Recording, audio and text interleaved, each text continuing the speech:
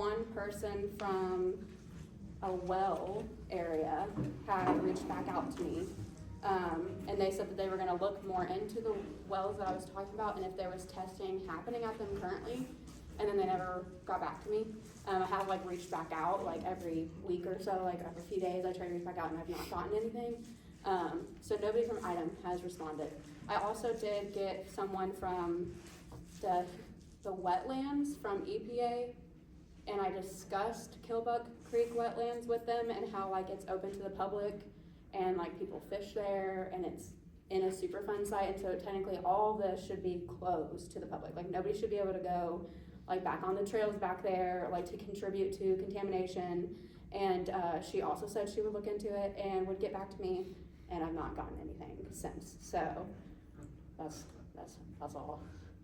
But yeah, they were Region 5, and I think they're in Chicago. So We have two. So those that are just tuning in, I'm Nicole Schuyler Kapuscinski. I'm Bree Davis. Bree Davis. Well, today we're just gonna go over like what a Superfund site is, what a Superfund program can like address, and the background on the national priority site in Anderson. And just so everyone knows, a national priority list is separate from the Superfund list, and that means that they've classified this site so toxic that it's made it to like a special list they made for the most toxic sites in the US. Can they hear you over there? You might come in the middle. Can you guys? Sorry, can you guys all hear back there and everything? Just making sure everyone can hear. Okay, okay, good. Sorry, Bree. It's okay. This one is.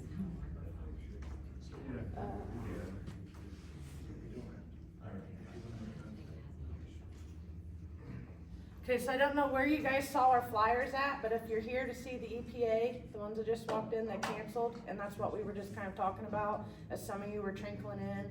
So instead of canceling the event, because we felt like there was so much information that we kept stumbling upon and kept getting people sending us messages after messages after messages, we just decided to keep going with the event.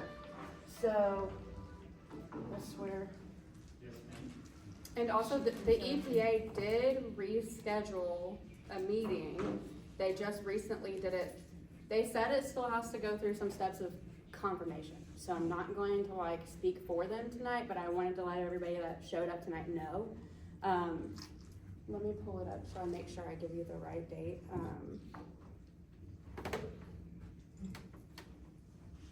I believe it's 2 weeks out from today.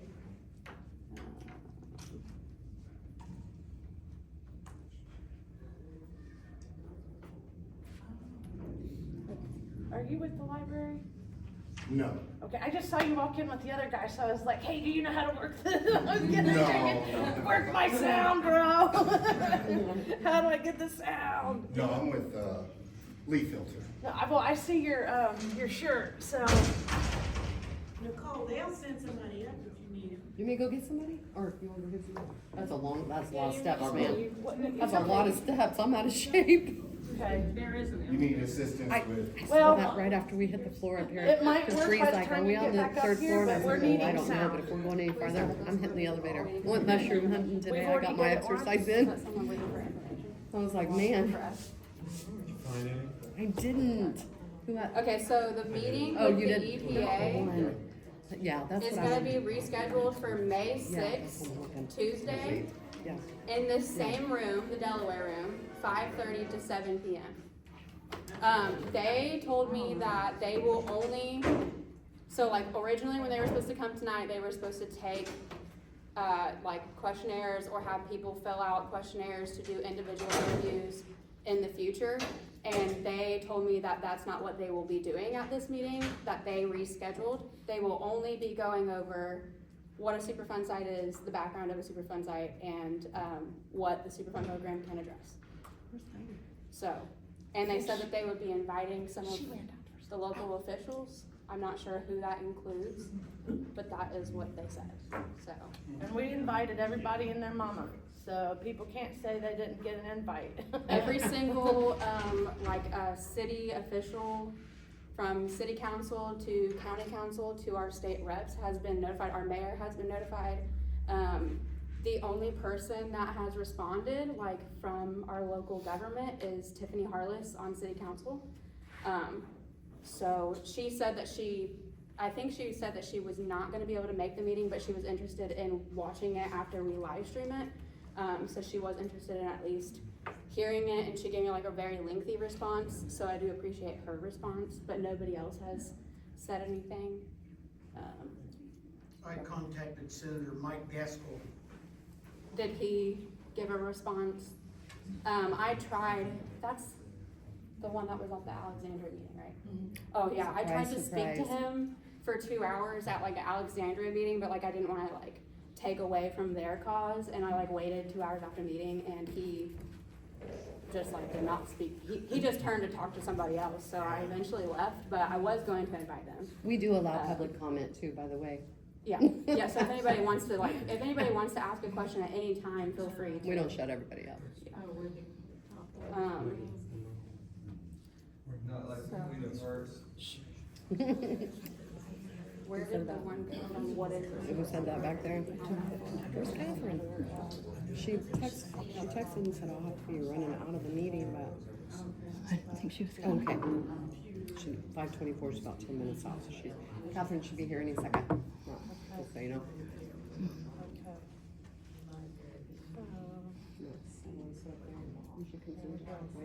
So how many of you guys have ever heard of a Superfund site before? Anybody? 1, 2, 3, 4. That's not very many. That's okay. Nothing wrong with that. We didn't know anything about a Superfund site I until a hadn't few either. weeks ago. Mhm. Okay, like honestly, like we had never heard of it. We don't always get the hair bulletin, even though now I've went ahead and re-upped my my monthly subscription or whatever. And so I was able to go back and read a bunch of the articles, which we'll point those out here in a minute. And then I'm gonna let Bree take over and explain what the Superfund site is from the EPA's website.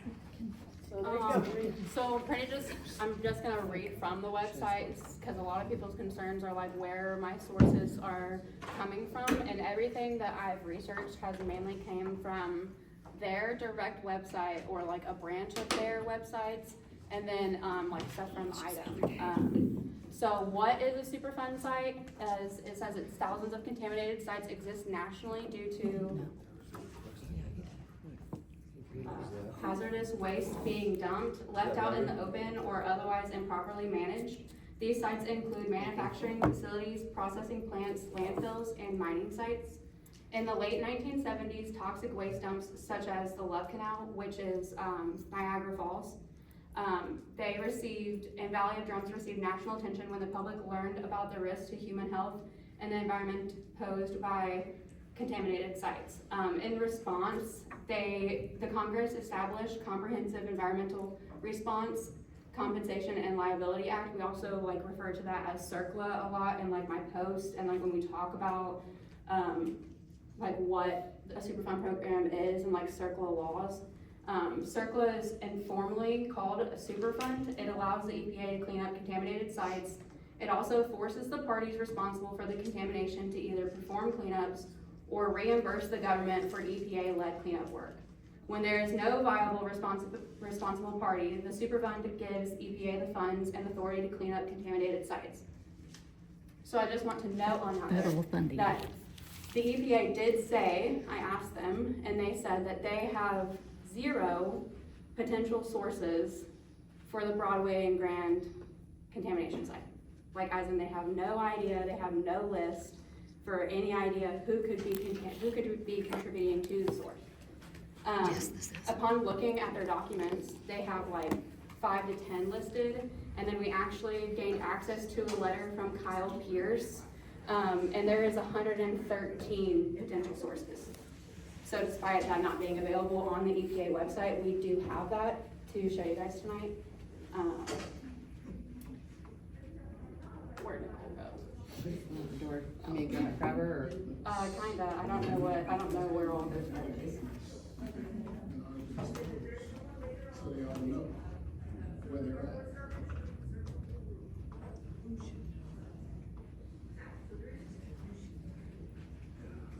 sorry, I'm trying to find our site. Where's our site? Oh, yeah.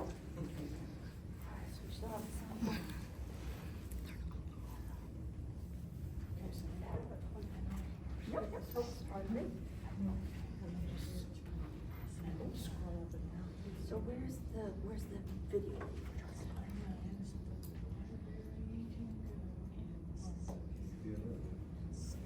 think that is start on the Steve Sumner flyer for a minute. Make some people uncomfortable. There is a stand-up comedian in the crowd if he would like to come tell a few jokes.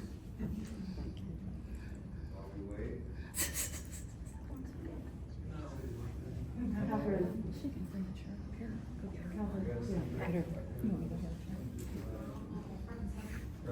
Well, front right.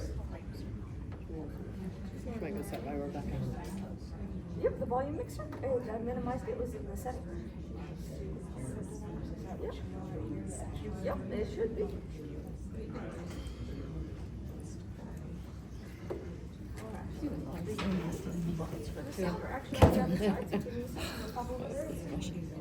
Yeah, she said she's gonna sit over there. But whatever. What up? Yeah, I said I'll get you a chair and you come sit by me and Jane. No. Okay. What up? What? Turn your speaker on your computer. Use the microphone. Okay, in 3.5 seconds, if she doesn't get it, that's what we'll do. Okay.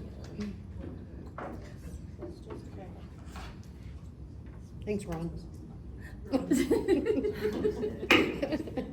leave. I'm just kidding. Don't call him Ron. Do it. Ready, or we have a quick announcement. What's the We've amount? got water testers and pamphlets and Oh, sure. That's awesome, this okay. is Corey Ellis. Hello, everybody. How you doing? Hello. My name is Corey Ellis. I am with Leaf Water Home Systems, same company that does the Leaf gutters. However, we ventured off into the water filtration system, and a lot of what you're going to be hearing about today is something that our systems take care of. I'm big around Anderson, well, all of Indiana, but Anderson is one of the main hubs, along with Terre Haute and Lafayette. So at the end, if you want some information and get a free water test to see exactly what's in your water, and you want to learn about how you can fix what's going on, feel free to contact me afterwards, and I'll come out. All right? Thank you. Thank you. Test, test, test.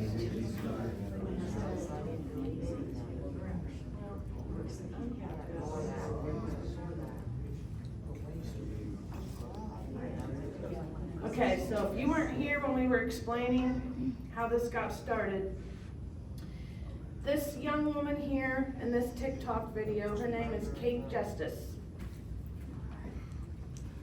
And Flip the switches and they're all facing in the right direction. It's still just not having it. Understood. Honestly, unfortunately, the next step that I would try would be to turn off inputs and then turn them back on again. Is that something that you're okay with, or would you prefer to just go ahead and turn it off. Yep. We're gonna try the off-on method one more That's time. right. That is the usual tech one, because all the stuff is in the right position. That's what I was thinking. Well, something's So playing. at this point, why don't we get some question and answer? Yes. About how many Superfund sites are there in Madison County at this time? Oh, that one. Okay, Bree, do you want to So Bree about can how field many questions. Superfund sites are there about at this time, and how did you come about getting to this point to looking into this? So, I came to figure out that there was a Superfund site in Anderson, because I attended the meeting discussing, the city council meeting in Anderson discussing the water project.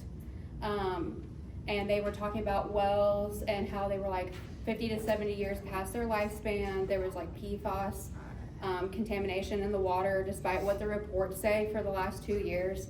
And it just like raised a lot of questions, and I kind of just like took that meeting and was like, from my understanding, a lot of towns around us are going through the same thing. Like Indiana, a lot of places are getting like updates to their infrastructure, so it just piqued my interest.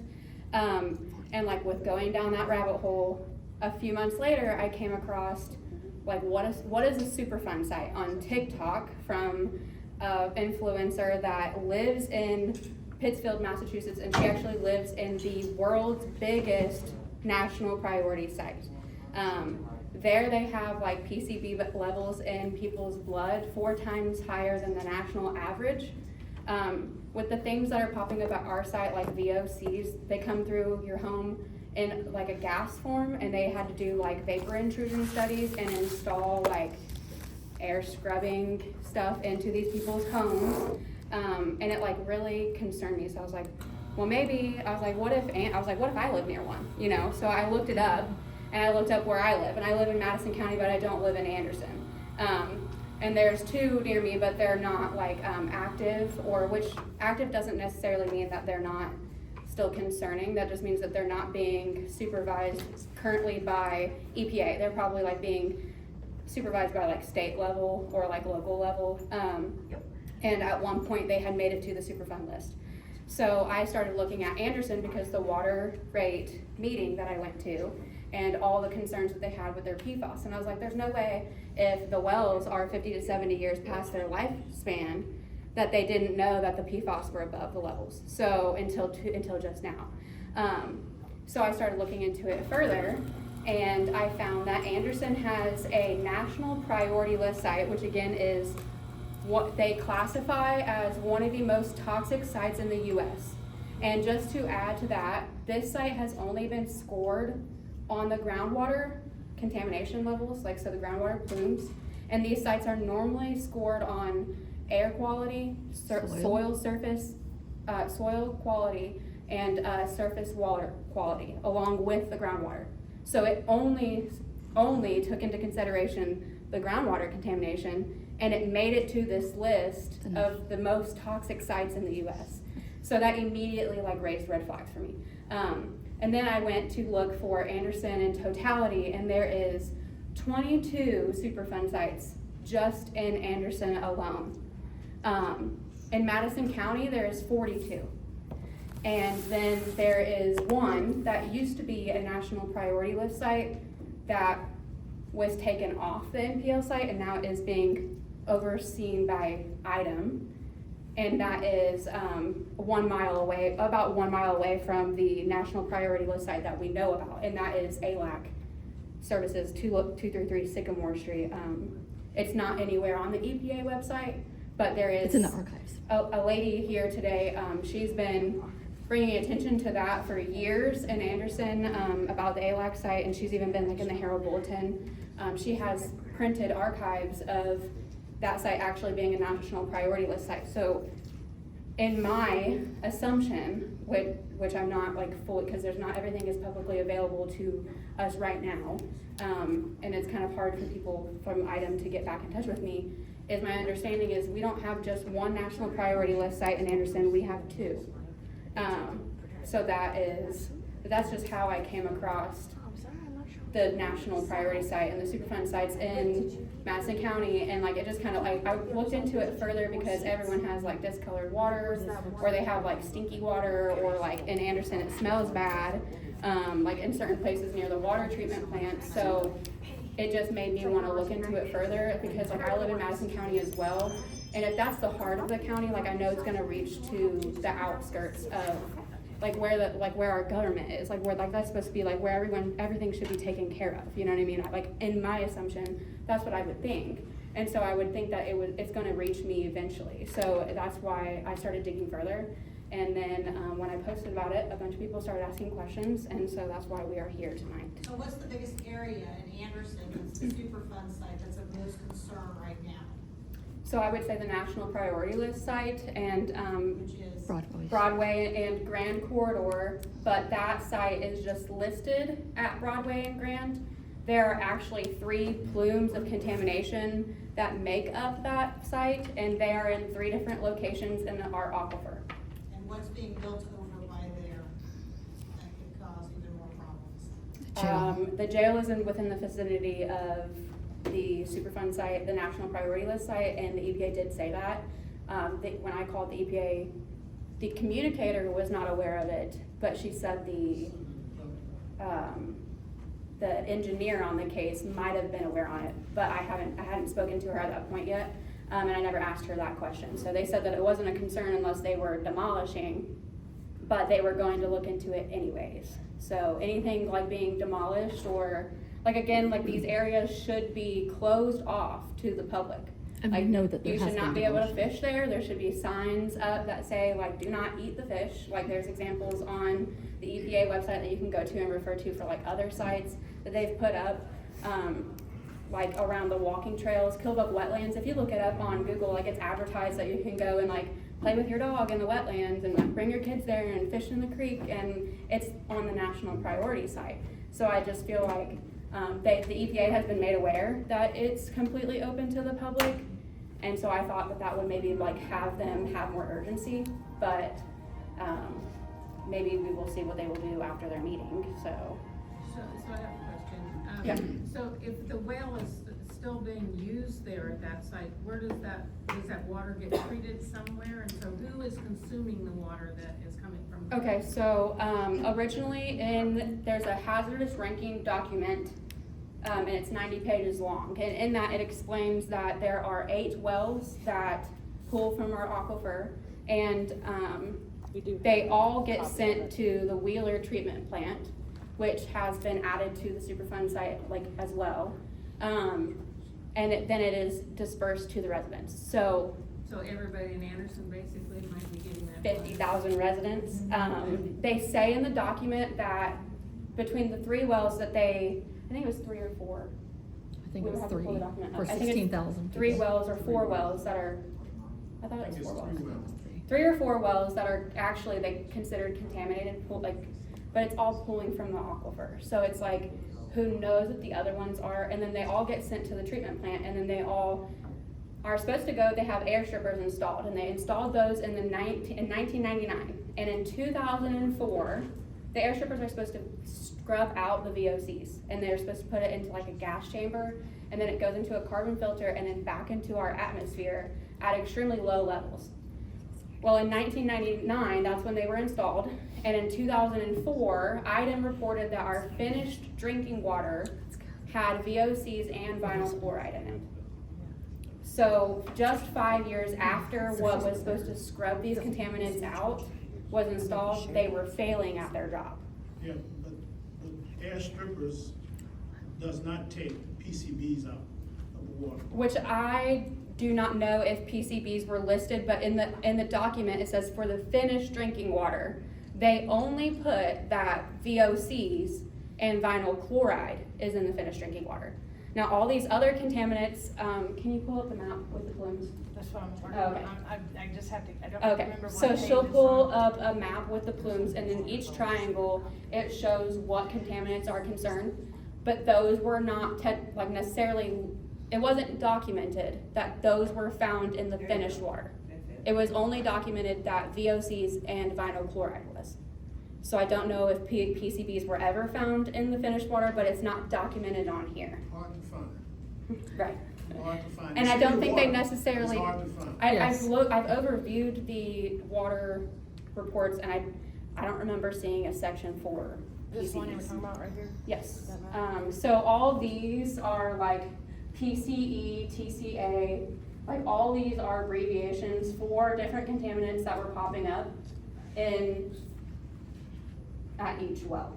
So these are all the wells, and all those wells go to one treatment center and then provide the water to residents.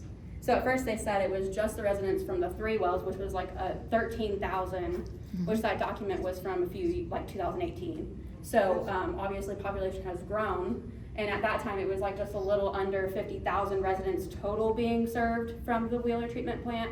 And now if you look it up, it's like a little over 50,000, I believe.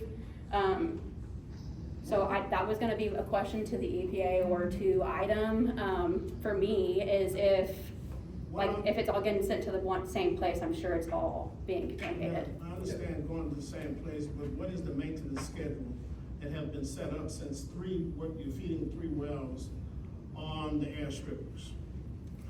That is an excellent Excellent question. That's a good question, and that would be a question that I would love to ask Item. Shouldn't that document be Accessible. available, and basically? Yes. We should have enough data to understand it based on the period of time. Right. And the strippers that are used, when should they be serviced and how are they being serviced? Because basically all of this carbon, y'all get that job.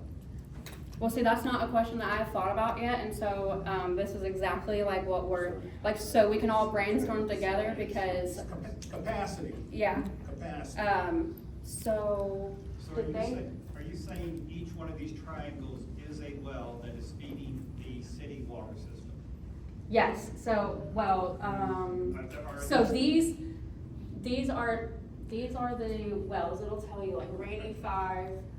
These are actual sample wells sites. Yes, Oh, these those are, are the triangles Okay, are the go- sample sites? Yeah. These are sample, Okay. these are sample sites, these are Sample not where the sites. water is coming. Correct. This is the wrong Okay. map. Right. Okay. Yeah, you give them- Good call, guys. Here, it's this one. So I think what we have here is we There's have the wells. concerned Yep, citizens there who you go. put a product together, and we have some knowledgeable people in the audience. So together we can kind of Yeah. educate, because they obviously have a lot of knowledge here. Yep, thank You you. might be able to educate us, 'cause Yeah. that's what we're Yeah, trying to I do. mean, we're just trying to help get What I'm answers, saying- What so, I'm saying here is, you're showing test wells that are in the city. These are not wells that we're pulling water from. okay, The water is being pulled from, you know, the water is not being pulled from these wells. These are test sites that are go to our being, chat. No, those that are were, being tested, and they may show, you know, raw water. But Would you, So on Sir? that map, can you show us where they are pulling water from? I can't up here. that I last can map pull- that she had I'm up gonna pull up was the map, wells. Okay. If you can show it, yeah. but do you, sir, do you mind stating your name and where you're from and? My name's Frank Lader, I'm the general manager of Culligan Water and Air. Okay, thank you. I will say that we offer an analytical lab that is certified. That's right. It's not something that can be done on site. How much does that cost? It depends on what you want. There's a whole list of items that you can test for. It is expensive. They talk about PFAS. A PFAS test is $250. Where is this at? We have the test kits.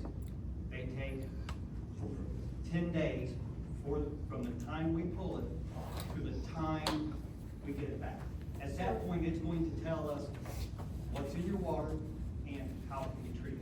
So once you get that back, who is responsible? I mean, we're the homeowners, Mhm. right? So who is responsible for treating that? Only the homeowners, or does the county play a role in that, or? No, they are meeting EPA guidelines, standards.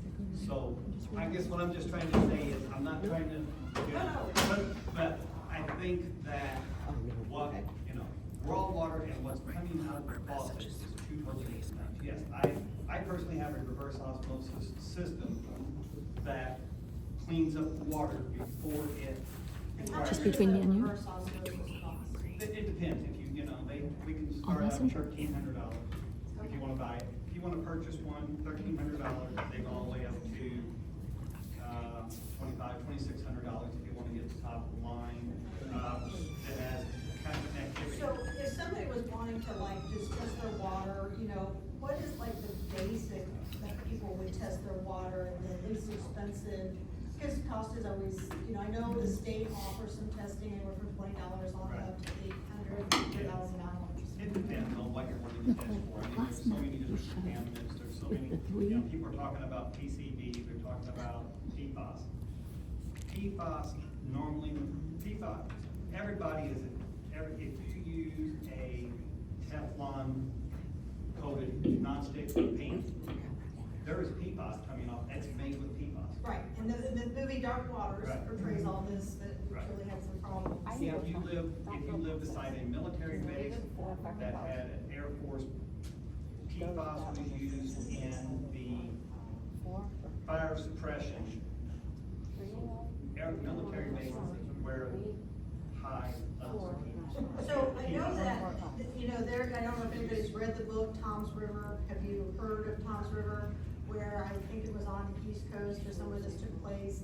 And there was a nurse who started getting all these cancer, patients of children in, and she began to notice their addresses all lined up. So she drove whatever couple hours that was from the There children's you go. hospital to go see, and where she first came up, it was a memorial shrine of children who died, and they marked it back to the water.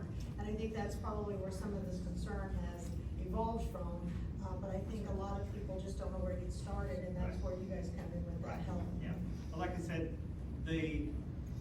what I'm understanding, these are test wells. These are not the wells that the city is pulling. That's incorrect. I'm understanding That's incorrect. So we pulled, She has a question back Yeah, here. here's three. I just think it would be helpful, my name's Tess, if everybody understood what a rainy well is. Anybody here know what a rainy well is? okay. Yeah. It's a type of well that extracts water from an aquifer, but it also gets it off the surface water. And so therein is where contamination comes from, Right. from the surface. Wicking into these old rainy style round wells that we have to 40 liters. And so that's why it's important that we clean up or mitigate the toxic pollution that we have. And we need to preserve it, for future generations. You know, 100 years ago, we did the same thing with natural gas. That's why the factories were built here. How much natural gas we got now. We have to protect our water for everybody. So that is what a rainy well is. That's why it's absolutely vital that we get rid of it. As much contamination as we can and have new wells put down and protected and watched by our politicians. So are those rainy wells still being used then? Oh, absolutely. Yes. Yes. Yeah, so Absolutely. we have the Herald Bulletin article from Ken, right here, the Wheeler Wellfield added to the National EPA Superfund site that we're gonna pull up here real quick. Yeah, speak up, please.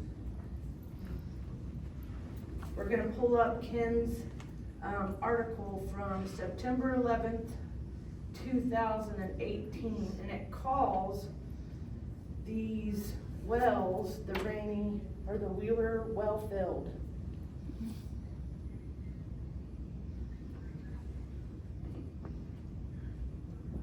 Do you have a copy of that for you? Well, I have a copy here, like one copy. Start reading it. I don't know what Here, well, I didn't wanna read the whole article, cause we don't necessarily agree with some of the stuff and versus what the EPA and items say, but pointing out that it does at least call the wells that we're looking at, like the Rainy 1, 4, and 5. Okay, so, this is Wheeler Wellfield added to the National EPA Superfund list. Mayor, Anderson's drinking water is safe. Anderson, the city's Wheeler Wellfield along Broadway, is being added to the National Superfund list. The U.S. Environmental Protection Agency announced, the City of Anderson and Indiana Department of Environmental Management announced Tuesday that continued testing confirms the drinking water provided to city residents and businesses is safe and in compliance with the standards of Federal Safe Drinking Water Act. IDEM and the Anderson Water Department made the joint announcement after US EPA announced its intention to add an area identified along the Broadway corridor north of downtown Anderson to the National Priority List program. The Wheeler Wellfield near Broadway and Grand Avenue can be eligible for federal funding as a potential Superfund cleanup list. I'm sorry, guys, I'm having so much tech issues today. I just wanna note that I've never had this many tech issues in the town hall, out of all the town halls we've ever done. You can ask Catherine and Croons and my husband, and this is so So great. IDEM submitted a request to add the area to the list in August 2017 after years of monitoring and investigation. The city has been aware of volatile organic compounds in the raw water since the late 1980s and identified them in a 1992 vulnerability assessment of the water utility that was submitted to IDEM.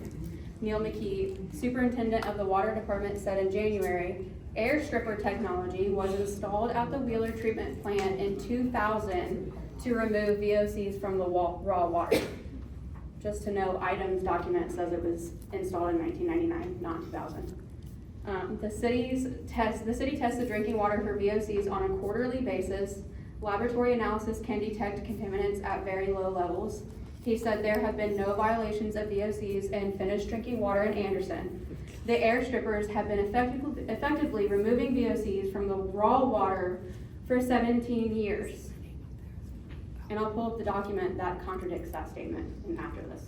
McKee said that the additional testing in February showed that the level of contaminants has been declining since 2014. Mayor Thomas Broderick Jr. said Tuesday his administration has been proactive in addressing an issue that has been known in Anderson since the late 1980s and the early 90s. This was identified over 25 years ago, Broderick said. The city started taking steps to make sure the drinking water is safe.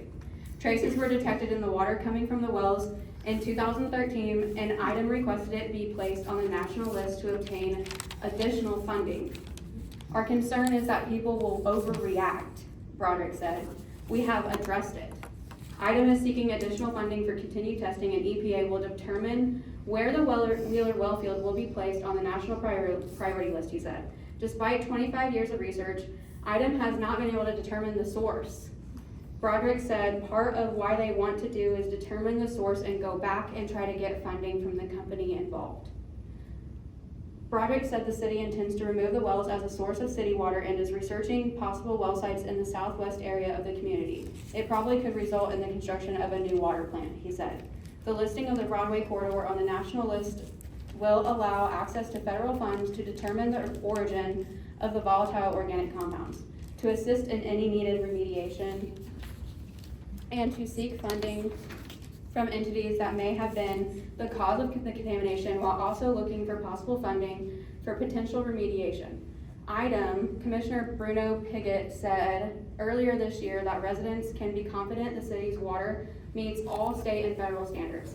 While Anderson, like many cities in the Midwest, has had VOC detects in raw water, this is not uncommon due to years of heavy industrial activity. It is nonetheless important that we continually take steps to ensure the continuation of keeping our drinking water safe and clean, Piggott said. In November 2017, the city began construction of a 10 million gallon per day water treatment facility to replace the aging Lafayette treatment plant. The construction process is underway and is expected to be completed in early 2019. As a part of this project, Anderson will upgrade the Wheeler plant to allow for 2.5 million gallons per day of the new plant to run through the Wheeler plant. This will allow the city to begin the process of shutting down and abandoning the wells that had the VOC detections, according to city officials. The city has 8 groundwater production wells in the Wheeler well field that supply the Wheeler Avenue treatment plant. 9 groundwater wells in Lafayette Township supply the Lafayette water treatment plant. So, okay. I just wanna say real quick, about the Wheeler well field that is located over by the Blue Bridge. My mother lived in Irondale in the 1950s and 60s, and she contracted an incurable disease from contaminated groundwater before I was born, and spent most of her life being sick. So she basically got something to do with her liver. It practically killed it when she was a kid. They called it Hep C. Somehow by the time she was able to give birth to me, I was never sick, but I had to watch my mother live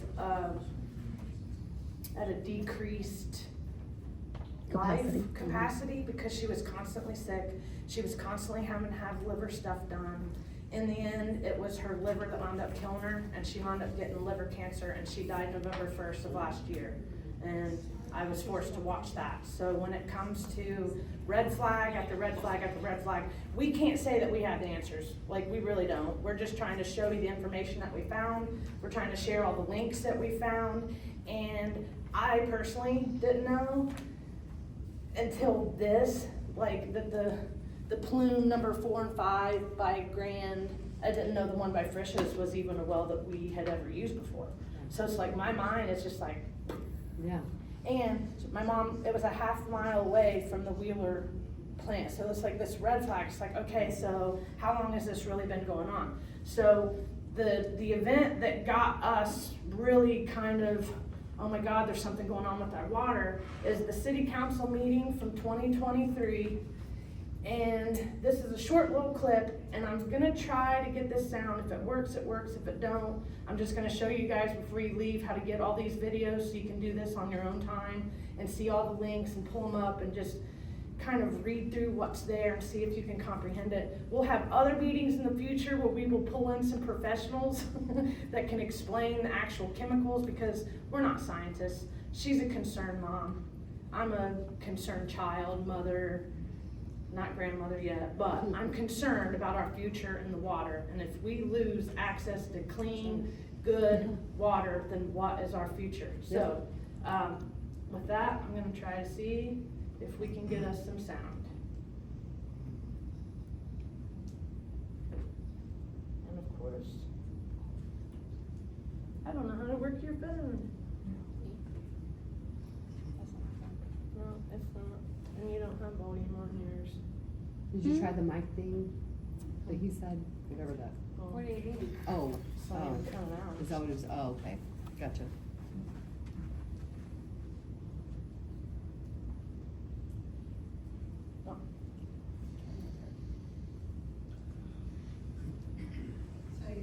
We just move on. Yeah. We just Yes, fix that I've got number. comments. I just wanna say that totally understand Go on. We'll skip videos. why this is, everybody's concerned, because it is a big concern. Sorry. But as we've heard in 2018, or way back even before that, in the 80s, we still don't have projects to clean it up. So, that being said, we do have the capability and the manpower to clean individual places up. We have whatever the treatment needs to be, we do have a full lab, so don't be scared. We can That's fix good. it. That's good to know. We can't fix the big picture. Right. But Right. we can fix what's going into your house. Right. We just have to have availability to be able to draw samples to see what we're trying to clean up. Between Frank and I, we've got over 60-some years So of would experience. you say that there is a concern in our water system? Absolutely. But how long are we going to sit back here since '80s and say, they gotta fix it, they gotta fix it, everybody's scared to death? What I'm saying is, until the government does, we don't have to die with it. Yeah. We can fix it. That's a good point. Yeah. And, I'm gonna, we need to figure out collectively how to become proactive and not reactive, okay? The information that these ladies are putting out about the perfluoroethylene or the or all of those E's that are neurotoxins that have contaminated us, at the same time giving us great wealth through General Motors and ALAC and all of those companies, we know now that it'll kill us. It's lowered birth rates, it's lowered mortality rates. You need to be aware that these chemicals are around us everywhere, but collectively, we need to be proactive and not reactive. So the more information you have, get that, protect yourself, have your water tested. Do what you can to protect your children and grandchildren and those that you love. And at the same time, we need to put a little pressure on, our government officials to come up with some solutions. That's why we elected them to office. And so whenever there's a meeting at county council, whenever there's a meeting at city hall, show up. Do they not know who, I have been, corporations or whatever that's polluting? But excuse me. That is, absolutely they do. So, Absolutely they do. that is kind of why she's here. I know, I get it. I've been following ALAC for the last 25 years. Lake Erie at one time was dead. The first thing they did, they found Absolutely. out who was polluting it. They stopped that in 7 years because the lake area is so shallow, it cleaned itself just Same with the thing with water the flow. Chesapeake Bay. You know, but we're an agrarian society. Farmers are putting all kinds of stuff on the fields. You know, we have to come to a good balance, and we need some transparency and oversight in order to accomplish that, to collectively protect us all. So, you know, just be as proactive as you can, and tell everybody you can, have your water tested. You gotta, you know, when it comes down to it, Yeah, but don't change you it. gotta protect yourself and your family. A little closer here to home was White River. At one time, it was dead in certain areas. Oh, yeah. Right. They stopped General Motors and some others from polluting it. And I was there in 1999, I was in Noblesville, when the state brought in trucks and Oh, trucks they and kill all truckloads the of fish. Yeah. And then they let kids, in fact, I carried a couple 5-gallon buckets of fish down to the river myself. Yeah, but who's to say it wasn't A-Lab? You know, we've still got tanks sitting around over there, but that's a whole different thing. That was in 1999 they did that. But these It was- neurotoxins are serious. They reduce the mortality rate, particularly in infants. You know, our birth rate's down, cancer rates are up. In our vulnerable, you know, our young people and our elderly people, which I'm a member. So, a few more minutes, she has a few things that she wants to say, and then we wanna give the floor to Tess, because she has some good information that we want you to get a hold of, about Alex, so, go ahead. Okay, so first I want to start by making some comments regarding the Herald Bulletin article with what the mayor said about our water. So they said that there were no reports of them being out of compliance with the water with VOCs in the finished water.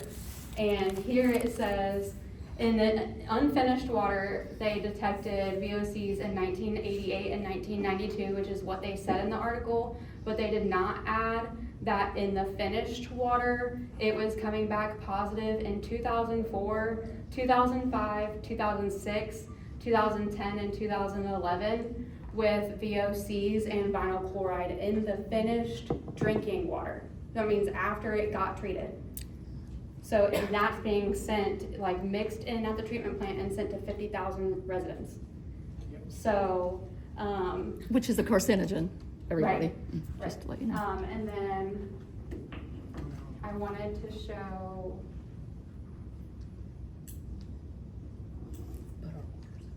Yeah. so here it shows, right here, it says in the drinking water in the 3 rainy wells has been contaminated primarily with TCEs, PCEs, and CS1, 2, DCE, and vinyl chloride, and right, it says and/or vinyl chloride. So the water from these wells within the field, or 8 wells, is a manifold at the municipality's treatment center. So they all get sent there. And then they have like this document, which we'll link in the Facebook group, because it's available on the EPA website, but it's kind of hard to get to. Unless you like know what you're looking for, but this goes into like all the contaminants that are found at each testing site, like how you said earlier that there was different, there's a map of like the testing sites that they did instead of actually like at the well. These are like testing sites they did throughout the aquifer, and that's what it was coming back. And so it has all of that in this 90-page document. And then I wanted to show this because this is the history that EPA shows for our national priority list site. It shows that in 2014, the initial assessment was completed. In 2018, it was proposed to the national priority list. And then it says that in 2024, they started the remedial investigation stage. When I spoke with the EPA, the community involver told me she had no idea that the remedial investigation had been started. There is a letter from one of our state reps that shows that the remedial investigation stage was supposed to start in 2023. I also wanted to note that they did say that there was no sources, like potential sources found.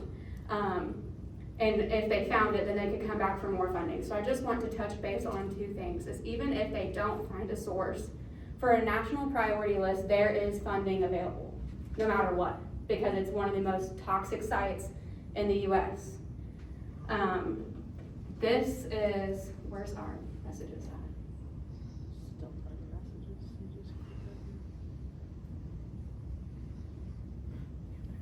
So I had seen a letter where Kyle Pierce, our state rep, had sent out.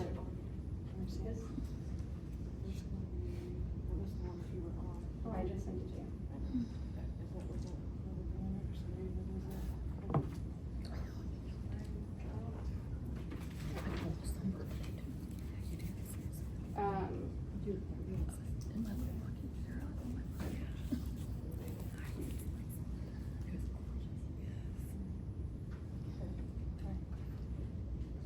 I just wanna say thank you all for coming out. This is great support of the community.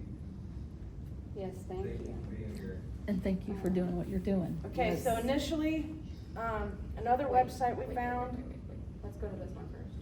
I'll mention this. actually, it was her book here that got us, she has some links in there to home facts.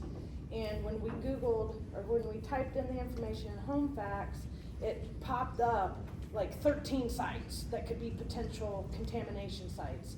And so we were like, oh my gosh. And then within this last week or so, somebody sent us the 113 sites that could be possible contamination sites, which is kind of important. And it's more factual than some of the stuff we've got because it comes from one of our elected officials, So when I spoke with the EPA, they said that they did not have any potential sources, and I actually re-emailed them and asked them if that was the case to confirm, and they did put in writing that they have no potential sources listed today, like that was their response today, and then that they will come across identifying sources when the remedial investigation stage starts. So when they're out in testing, which they say will be later in the summer this year, that's when they'll start identifying sources. So this is a letter from our state rep, Kyle Pierce, to, it looks like Larry Strange, the Madison County Planning Commission. This is dated July 24th, 2023. This is from Kyle Pierce, and he says, Dear Mr. Strange, I'm reaching out to oppose the request before the Board of Zoning Appeals for a rezoning special use permit for Drew's Parks located at 705 East School Street, Anderson, Indiana. This location has been identified as a potential source of contamination in the City of Anderson's Wellhead Protection Plan. Moreover, the U.S. Environmental Protection Agency and Indiana Department of Environmental Management have been identified this location as one of 113 locations that may be the source of contamination in the Broadway Street Corridor Groundwater Superfund site. So despite the EPA telling us they had no sources, our state rep, our local government, is aware of 113 potential sources. So why have they, my petition was to demand action from our local officials, to have them demand action from the EPA. So if they know that there's 113 sources and that's what's holding the EPA back because they don't have any sources yet, I'm not sure why only one of them has responded to my petition. I'll move on. It says, while the water, these 113 locations will be investigated in the fall of 2023. The remedial, to remediate the contamination. After the site was named a Superfund site in September of 2018, the remedial investigation has been slated to begin sometime between September 2023 to November 2023.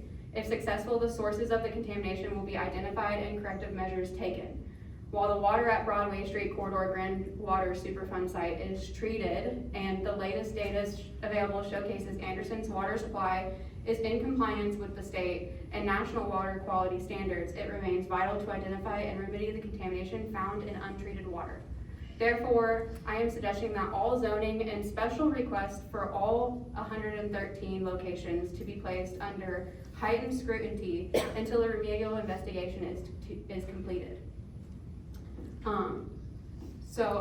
The rest of that is just more about Drew's parts in the Wheeler Wellfield. But this is the Where's the site at? Isn't that Okay, and so here is, I reached out to Kyle Pierce and I sent him that letter and I asked him if he had gained access to the 113 sources since that letter was sent in 2023, and he did respond and he sent me this list of 113 sites. So the reason why Tess is here tonight, I asked her to touch base a little bit on ALAC and like the concerns there, maybe a little bit on the history of it, because they are listed as on this 113 site, which they say ITEM is overseeing it.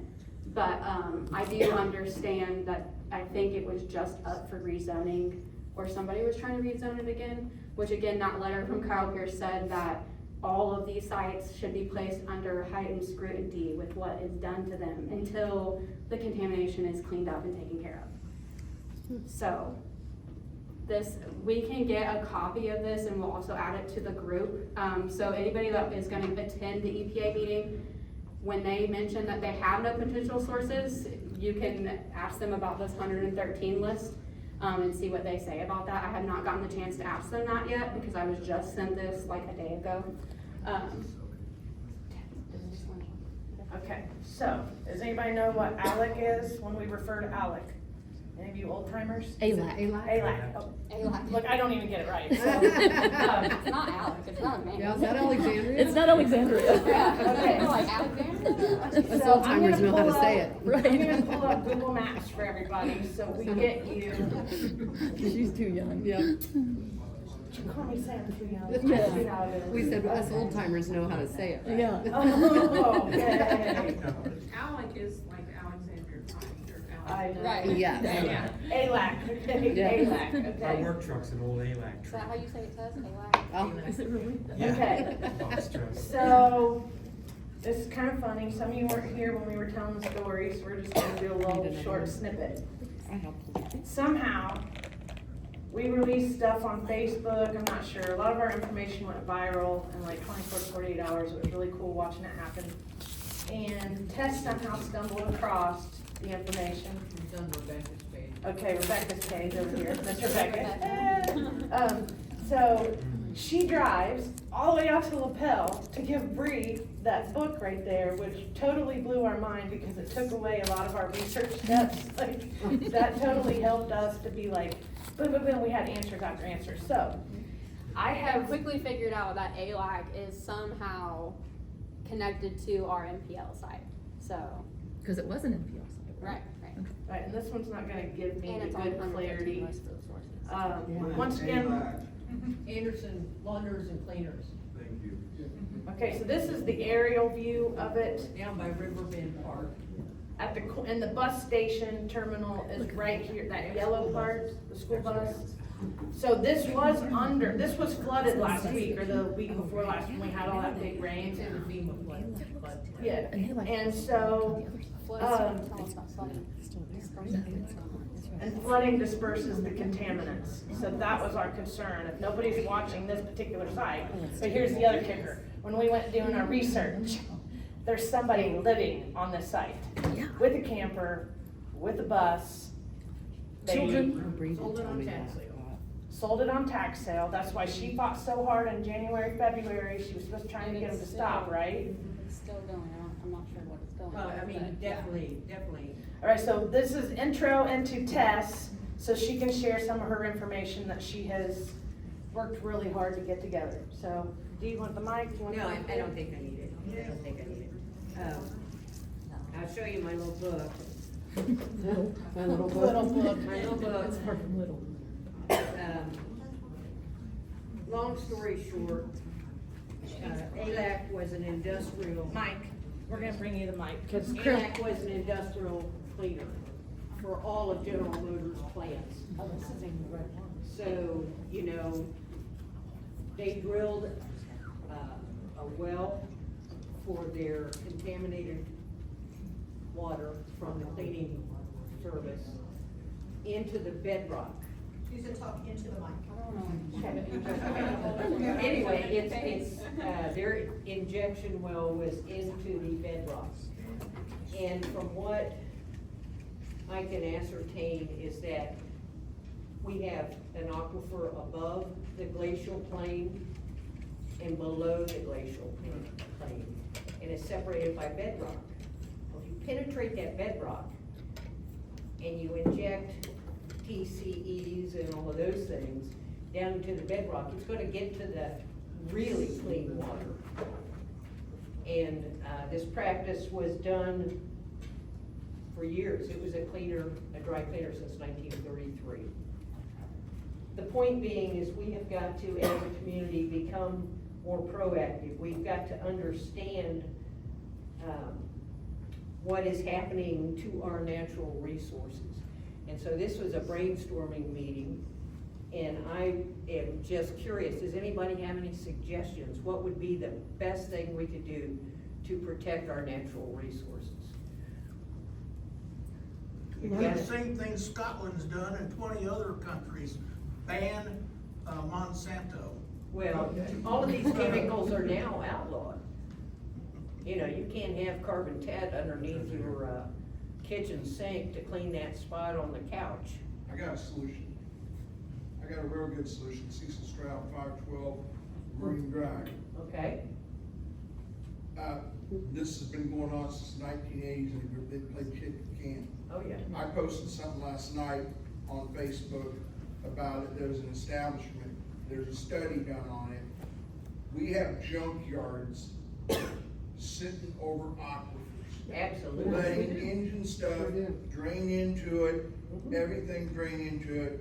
We've got heavy maintenance going into this.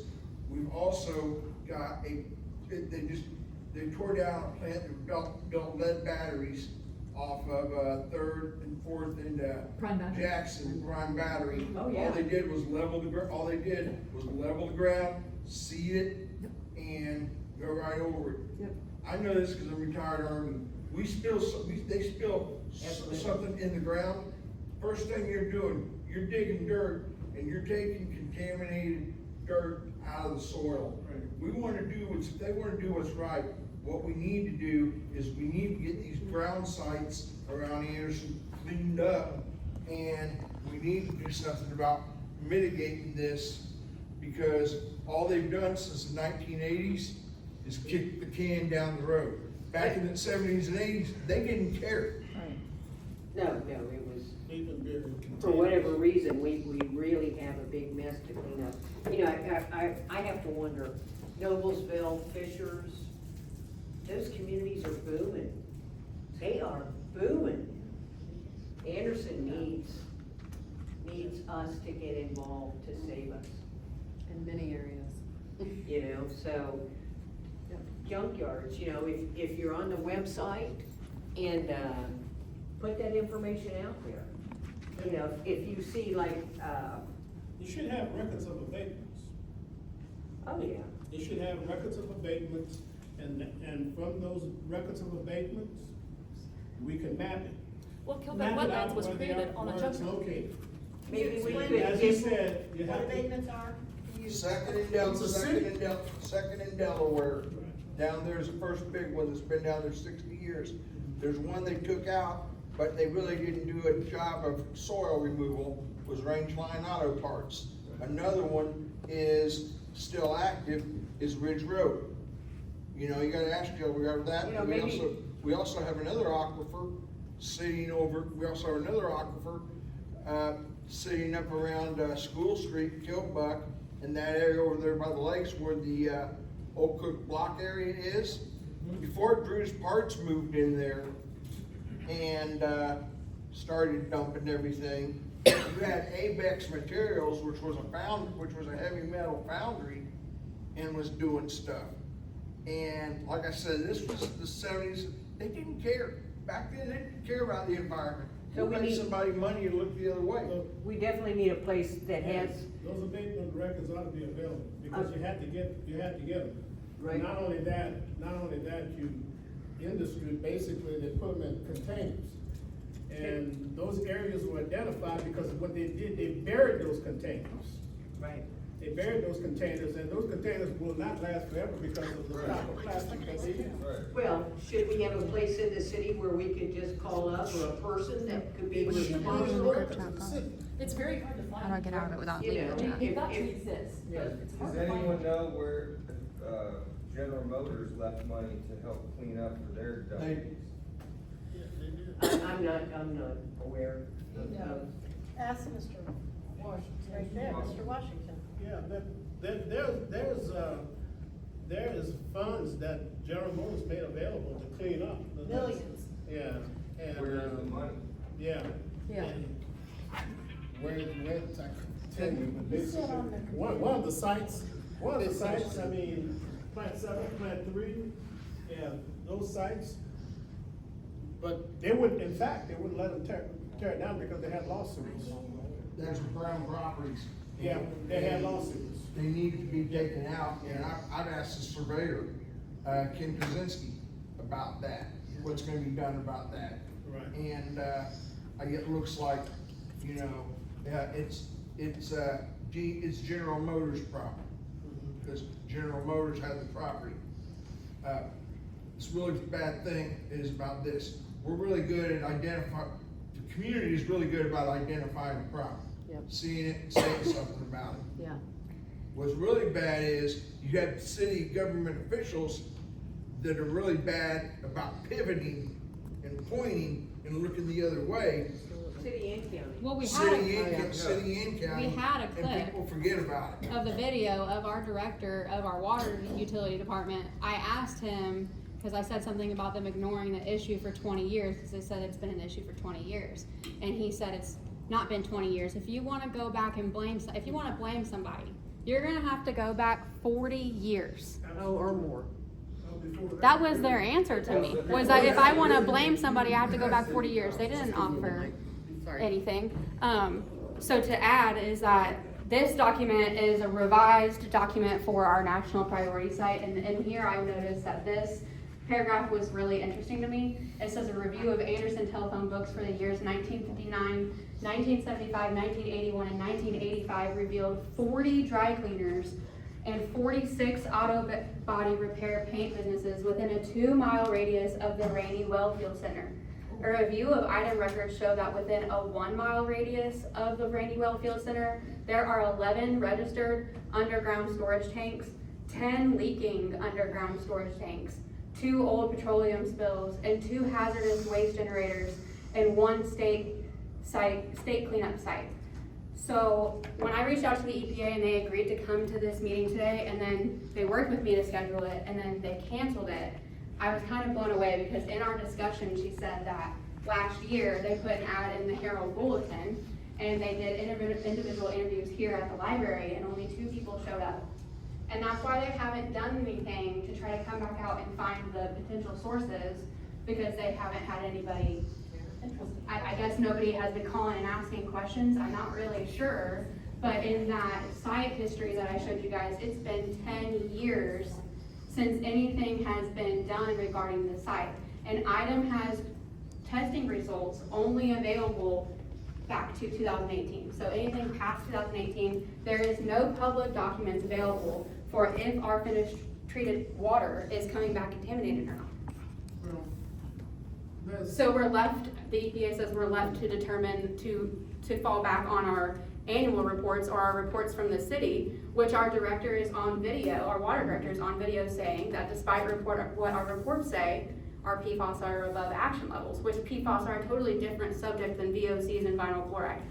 So it's not like we don't just have the contaminants from the site that we have to worry about. They're saying they have to replace those well fields and do a water increase rate for PFAS when we have a very, very, a bigger issue than that. And there's a bigger issue than just PFAS. I can even dig a little farther than I can tell you. That the hospitals had records. Hospital had records, GM employees, and where they worked in certain areas.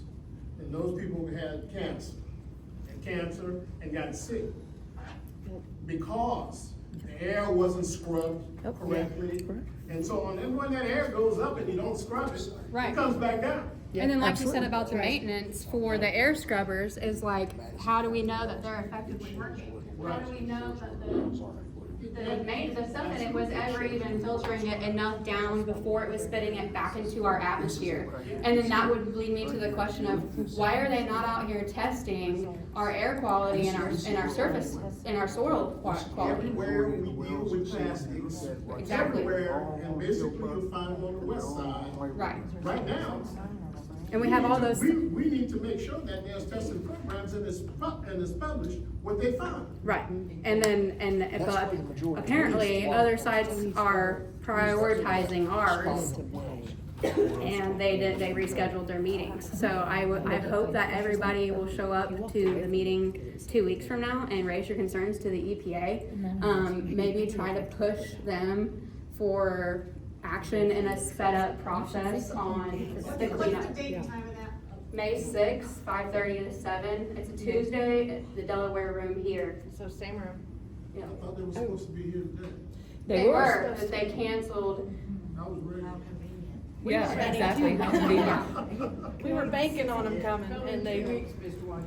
Jamie has something to say. Oh, I don't know if I've even told you this, but I was told that Tony Stewart wanted to buy a guide out there across from the racetrack and walked away from it and bought another area further. I can't think of what, because it was so it was so contaminated. I believe Guide is on its own. I mean, we're talking about Superfund. Tony Stewart developing here in Anderson, Yeah. and he said, no, Okay. thank Yeah. you, It's and walked away. contaminated. Well, the one thing that I'd like to say is that if we can we can't change the past, Right. but we can change the future. Mhm. And so we need to establish communication with everybody on the protection of our natural resources. It's all we have. Yeah. It's all we have. And, okay, so are we gonna go exploit water in Adams Township because Anderson trashed theirs? Or in Summitville? In or- Markville, because isn't that you where know, they're trying to take the water you from now? can't- Yeah. We can't just keep doing that. But how do we communicate when it seems that our Question city in the officials back. don't wanna talk about it? Like, there's a bunch of people. I was curious, has it been mentioned how deep the rainy wells are? Test. How deep are they? At one time I could have told you.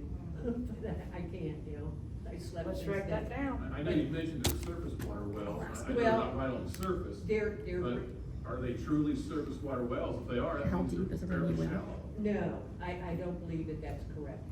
So they're not shallow. No. They're not So how shallow. deep No. would that be? Basically, believe they what take it. happens, as she said, as she explained, you know, there's aquifers, and basically, the way it should be set up is that around the areas with trees and all that, so it should be inclined.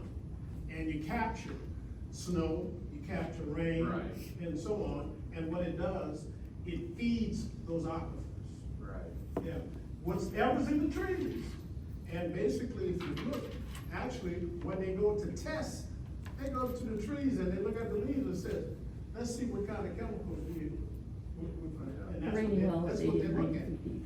But I've heard there's two different 80 well. to 90 feet deep. 80 to types. 90 Yeah, feet. There's the shallow Yeah. wells and there's the deep wells. Yeah. And the deep wells, they drill them outside the city, they pull We it just. in. They said, it says 80 to 90. They just dried up somebody's well out there. Oh, They yeah, just, yeah, it- 'cause I live right there where they're- Deeper, but I was just Yep. curious how shallow these wells are. Yep. 80 to 90 feet. So they're fairly shallow. they replaced it too, I mean, they admitted it, and they replaced her well.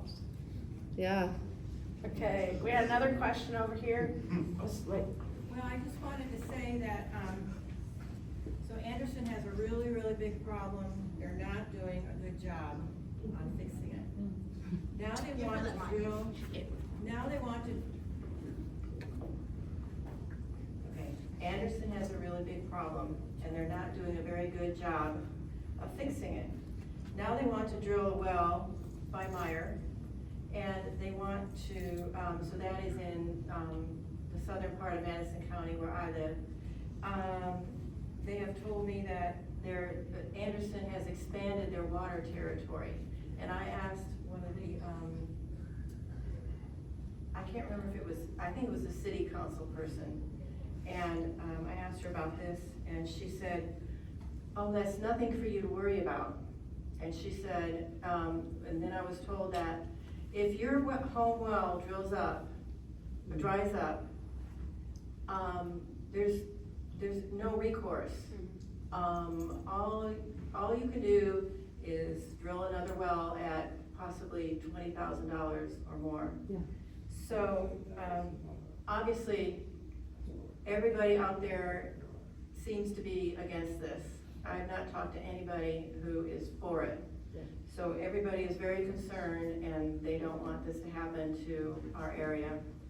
But, so my main thing is to tell Anderson, you need to fix your own problem. Do not visit your problem onto one of your neighbors. Yep, because they've ignored it, and now they just wanna bring it over to your area. Yeah, and then they wanna say, oh, well, if your well dries up also, we'll be glad to, let you have, hook up to Anderson well water, Anderson water. Oh, of course they And to have, to get that bad water, and then also, you gotta pay for it. Right, and you're paying for it, and then now people are about to pay double for their contaminated Exactly. water. And the project's not supposed to be done until 2029. And water is big business. Yes. And water is big business. Very, very, very important. And basically, when you start to look at how many gallons that our buddy fellow is using every day, you faint. So, again, I say Anderson should fix their own problems and not visit their problems on their neighbors. I agree. How much water is Nestle using? Mr. Nestle. Ken, do you know the answer to that? How much water is Nestle? How much water is Nestle using? Oh, I have no idea. Okay, I thought you might have. Mr. Washington. 1 million gallons a day. Oh, A million gallons a day. Okay. I think I have It's it. more than that. I think it's more than that. Don't. It's more than that. It's more than that. Heidi's got You'll- one you'll- too. If you do your research on Nestle and you go back, I think they're from Sweden or something, I'd they love to say hear that what their people say goal about is it. to take all the water and control it. Actually, if you rewatch the October, meeting You wanna for stand the up? water project for the city council, they actually put it on like a PowerPoint in this, in the thing, and they talk about like what residentials pay for water normally and what commercial people, pay for, and they do go over Nestle and Mac. So I can share that to the Facebook group. Yeah, that would be great. Not sure how many people are in that Facebook group already, but it's do you wanna pull it up? Yeah, If they've signed in this clipboard, we can get them all Oh, added okay. to the group. Yeah, if you sign into the clipboard, we'll add you if you're on Facebook to it. okay, We'll post everything and in if there. you're not on Facebook Don't and you have you to be need friends to help, invite them? like, give me your phone number and I will personally send figure it out. stuff, text messages and links and answer questions, anything that you need. So there's that. I was at that October meeting and I asked a question. I told the city that they get what's wrong, we do need new water systems going throughout the city. Slough Park's old and it's antiquated. You know, yes, the Wheeler plant is at the end of its life, it needs to be done. But I asked the city and I asked them one question, Kim heard me ask them this, I said, can you identify which areas of the city are most critical to least critical? Which the EPA told me no, because they have no potential And then sources, when but they looked at have a it- list of When they 113. looked at me, the answer I got from the city was all of them. Right. That's, I mean, Yeah. that's somebody that doesn't know how to manage, Right. or someone that doesn't know how to identify a problem, because all they gotta do is look at what pipe blows, you know, what problem, continual problems, and map it out. I just wanted to add to the young lady who was talking about South Madison, or South Anderson, and the well that they're drilling over there, or that they're talking about drilling. They've already said that they are drilling a well in North Anderson on Madison Avenue and Hartman Road. That's gonna be the new well that's gonna take over for the Wheeler plant, I guess. What that well does, they've already, this is a done deal, it's supposed to break ground June 1st. That will be taking water from people that live out on the north side. Yep. I'm in Greenbrier, and I am like 2 miles from the NPL site. I'm on the road, I'm like right there.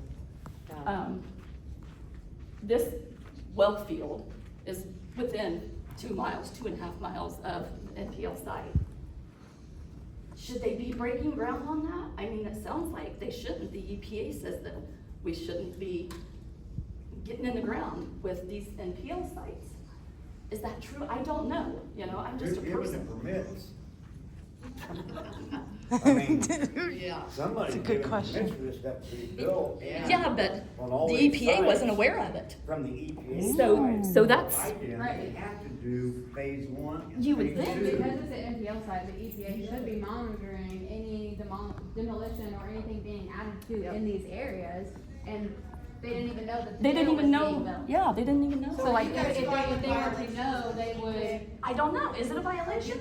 I don't know. It That sounds was, like- well, that was on our next little mission, was doing the petitions, doing, you know, we tried to play nice, okay, we really did, everybody, we did, we did, so we didn't want to slam them too hard on Facebook and make anybody Like the look jail. silly. Like the jail that's being built, there is no way they didn't have to do a phase one, Yep. phase Right. two. Yeah. They had to. Yeah, they would have to, but EPA didn't know about it, and that kinda is concerning. I'm not believing that. That's what they told me. That's what they told The her. EPA also Right, told, the EPA we're also getting told Heidi that it's not. You're in Madison County, anything's Yeah. possible. The EPA said Yeah. a lot of different I believe things it that all. 10 are minutes not true, left. so, About 10 minutes, does anybody else have any more Yeah, questions? sorry, I believe it all. yeah, I don't know what to believe. I've seen too much with my own eyes. Nestle uses 1.7 million gallons. Per day?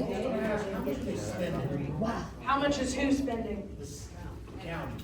Well, Steve, that's a good That's what I question, found on the website. because we have lots of, are we talking sounds about high to for me, the yeah. water stuff or for the jail? Oh, Or just- stuff. It's a 1 wasn't it 113, was it? I The think jail? it was a, That Captain, that's a, when I did you believe guys it was commission that one, right? 130, 30. are you talking about for the The water they just project? did, the 130. water I believe it's project. 113 million. How much money was the new water project? I believe. I thought it was 130. She said 130 I think million. so. 30 million. And then For the new water in turn infrastructure. of that, residents of Anderson are having a double increase for their water rates. And the $100 Starting, million starting jail. this year. Right. Yeah, right, so, okay, so real quick, I put this map together based on some of the information that we found. This can be found in the, Superfund group that we have on Facebook. I believe this yellow star here is Ridge Road. That little blue marker is where I'm at on White River, so I'm right next to the range line. Oh, it's not necessarily an active site, right? So the 22. It's not active, it's, Not but active. it is a Superfund site still. Okay, now, we have these other two big stars here on Scatterfield. One is Delco, one is the Amcor Mounds in Scatterfield, where Wingon, where they're putting that new gas station at one point, was a contamination site.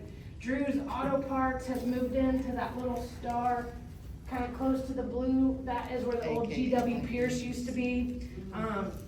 That's a whole nother story for another day. Lorene White was supposed to be in here to kind of share some of her stories, so we'll save that for next round in case any of you guys come, or we'll start sharing that online. So right here, I tried the red ones, the red stars are like the more like, we're in populated areas. The red stars kind of close in the clump is the Grand Avenue Broadway. So the one star is by Frisch's. Tent City, the homeless Tent City by Gossett's Garage was sitting on top of one, so that was Rainy Well number 5. That's how I had history on that side. She had history on Rainy Well number 4. And then as we started looking at maps and we located the 42 Superfund sites just in Madison County. And well, yeah, it was on the other one. Did you, but it's not on this one. I was just wondering, because I thought it was 43, we don't include, or if you include it. Okay, well, it might be 43 if we